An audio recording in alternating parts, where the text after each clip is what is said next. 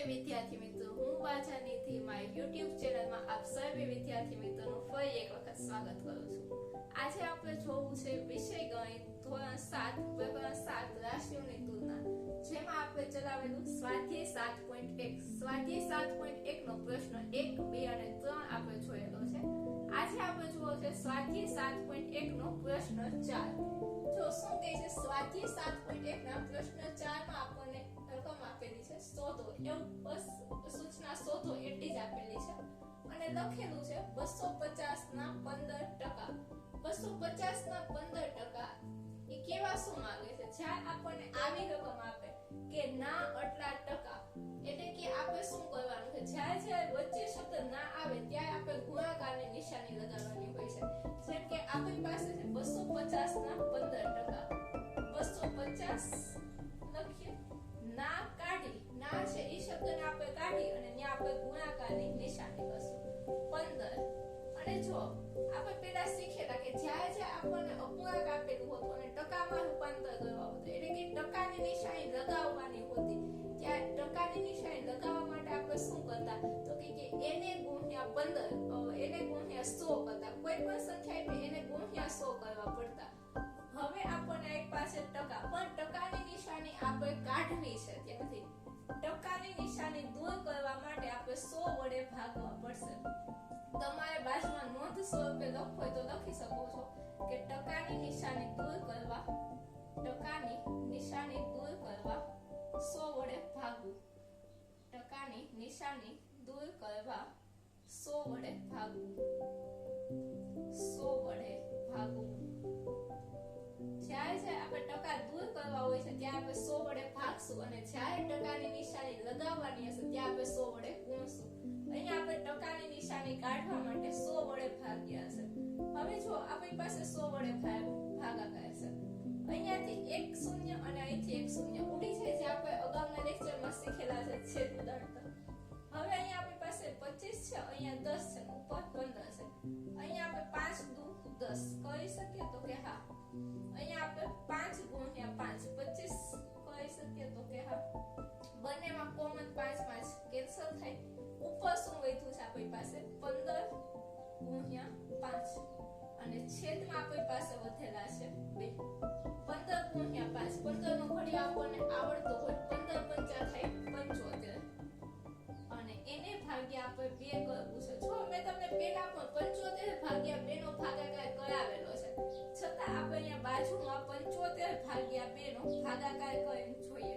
75 ભાગ્યા 2, 2 તેરી 6 વધે 1, ઉપર થયું તો 15, 2 સત્તા ને 14 વધે 1. હવે ભાગ ચાલતો નથી, તો જો તમે મિશ્ર અપૂર્ણાંકમાં પણ લખી શકો, મિશ્ર અપૂર્ણાંકમાં આપણે લખવું હોય તો 37 આ છે એને આપણે ઉપર લખીએ અને આને નીચે. આવી રીતે અને પાછળ આપણે આવી રીતે પણ આપણે કરી શકીએ. અને આમ ન કરવું હોય અને જો આપણે આવી રીતે આગળ ભાગાકાર ચલાવવો હોય તો બેઝ અહીંયા એક વધ્યો છે, અહીંયામાં 0 કરવા માટે અહીંયા પોઈન્ટ કરવો પડે. બેઝ 55 10 એટલે કે 10 0 0 તો કેટલા આવશે 37.5. અહીંયા આપણે ટકાની નિશાની લગાડવાની નથી. આપણને શું કીધું છે 250 ના 15%. રકમ શું થાય એવું પૂછેલું છે. આપણને ટકા શોધવાના કીધા નથી, એટલે આપણે અહીંયા ટકા છે એ શોધશું નહીં. ખાલી 37.5 આમ જ લખવાનું છે. આપણે કોઈ પાછળ એકમ ટકા એવું કંઈ પણ લખશું નહીં. જોઈએ આપણી પાસે બીજો એક દાખલો છે, સેમ આ જ રીતનો છે. અહીંયા શું આપણને આપ્યું છે 1 કલાકના 1%. હવે આપણને કંઈક આપેલો છે એકમ, એને આપણે ચેન્જ કરવો પડશે. 1 કલાકના 1%. તમને પાઠ્યપુસ્તકમાં જવાબ સેકન્ડમાં આપેલો છે, એટલે આપણે સેકન્ડમાં જવાબ લખશું. પણ જો 1 કલાકના 1%, તો જો તમે લોકો આને બે રીતથી કરી શકો. પહેલા તો આપણે 1 કલાકને મિનિટમાં ફેરવીએ અને પાછી મિનિટને આપણે સેકન્ડમાં ફેરવીએ. એવી રીતે પણ દાખલો ગણી શકાય. અથવા તો સીધે સીધું આપણે 1 કલાકને સેકન્ડમાં ફેરવી અને દાખલો ગણીએ. તો જો વિદ્યાર્થી મિત્રો, આપણને ખબર છે કે 1 કલાક બરાબર કેટલા થાય છે 3600 સેકન્ડ.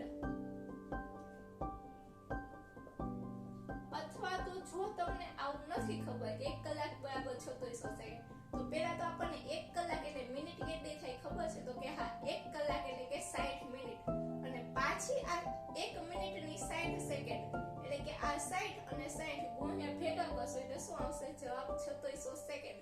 એવી રીતે લાંબી મેથડ થી કરી શકીએ, અથવા તો તમે સીધું યાદ રાખી લ્યો કે 1 કલાક બરાબર કેટલા થાય છે? 3600 સેકન્ડ થાય છે. હવે આપણને શું પૂછ્યું છે? 1 કલાકના 1% એટલે કે 3600 ના 1%.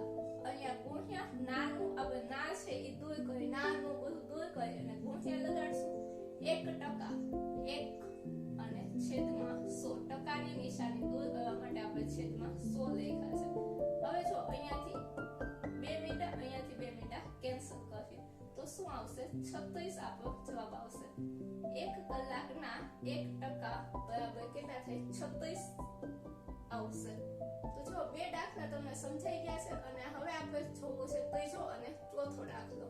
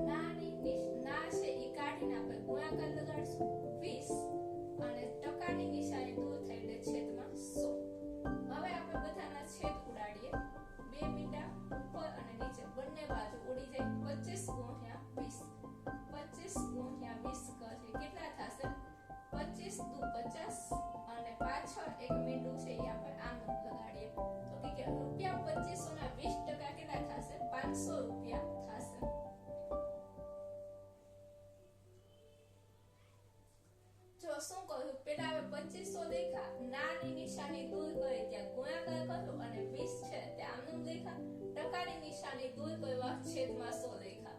પછી આપણે છેદ ઉડાડ્યા, બંને શૂન્ય છે એ ઉડી જાય, અને 25 ગુણ્યા 20, 25 ગુણ્યા 2 50 થાય, અને આ જે પાછળનું એક મીંડું છે તે આપણે આમનું શૂન્ય લગાડીએ એટલે કેટલા થશે? 500 રૂપિયા થશે. ત્યાર પછીનો ડી વાળો દાખલો છે 1 કિલોના 75%. 1 કિલોના 75%. 1 કિલો એટલે કે કેટલા થાય છે? 1000 થાય. આપણને ખબર છે કે 1 કિલો એટલે કેટલા થશે? 1000 થશે. અહીંયા જ લખીએ 1 કિલો બરાબર 1000 ગ્રામ. 1 કિલો મીન્સ 1 કિલોગ્રામ બરાબર 1000 ગ્રામ. હવે આપણે લખીએ કે 1 કિલો એટલે કે 1000 ગ્રામ છે. 1000 ના 75 ટકાની નિશાની દૂર કરીને 100. જો 2 મીંડા જશે 1 2 1 2 કેટલા આવશે? 750. હવે આપણે આને ગ્રામમાં ફેરવું તો એટલે પાછા આપણે એકમ લખશું ગ્રામ.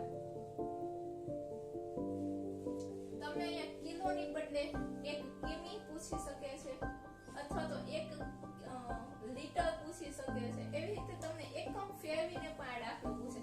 અહીંયા 1 કિલોની બદલે તમને આપી દે 1 કિલોમીટર. 1 કિલોમીટરનું મીનિંગ શું થશે? 1 કિલોમીટર બરાબર 100 સેન્ટીમીટર. તો આપણો જવાબ અહીંયા સેન્ટીમીટરમાં આવશે. એવી રીતે એકમો બદલીને પણ આ દાખલા તમને પૂછી શકે, પણ પાછળ બધામાં એકમ છે એ ફરજિયાત લખવો છે. બાકી તમને સિમ્પલ એવું મેથડ છે